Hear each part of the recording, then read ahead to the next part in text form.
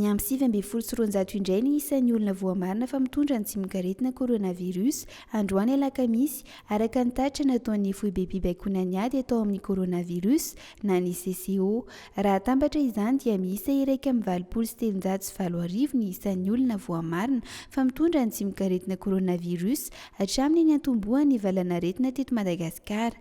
Mbola nalamanga ihany no foiben'ny aretina amin'izao fotoana izao satria 770 tamin'ireo tranganota ny profesora Anta Maria Daniel Volontina dia avy eto amin'ny faritra Nalamanga avokoa.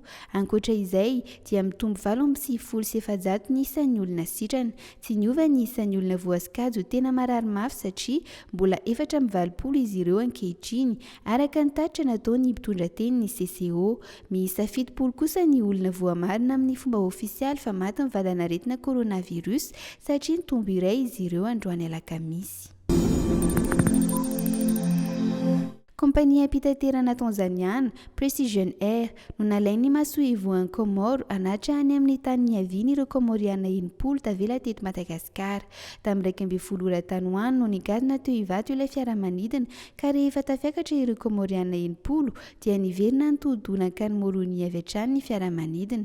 Malagasy anankiroa lahy sy vavy no nanamora ity fiaramanidina Precision Air ity izay niainga avy any Tanzania nandalo tao Moroni ary izao nivily teto Madagasikara izao.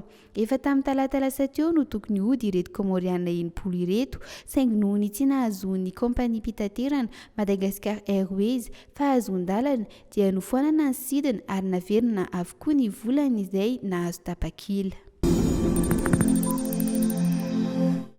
Sendra lozam-pifamoivoizana ny fiara-miaramila iray raha toa ka nanatitra marary any amin'ny hopitaly Loterana any Ambohibao ny aliny alarobia fo alakamisy teo. Tsy nahafehin'ny fiara ny mpamily rehefa nivoaka ny fiolanana teo Ambohibao noho ny lalana nalaman'ny herika ka namantana tao anatin'ny trano iray hoy ny fanambarana nataon'ny ministeran'ny fiarovam-pirenena androany alakamisy.